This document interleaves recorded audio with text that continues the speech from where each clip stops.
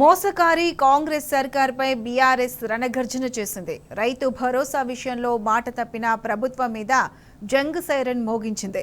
Bonus ను bogus చేసిన కుట్రలను జనం సాక్షిగా ఎండగట్టింది.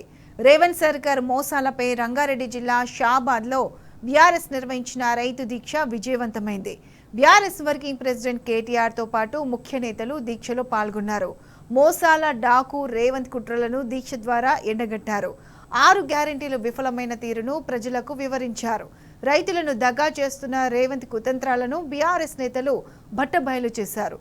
చేవేళ్ల గడ్డ మీద బీఆర్ఎస్ నిర్వహించిన రైతు దీక్షకు రైతులు, ప్రజలు పోటెత్తి విజయవంతం చేశారు.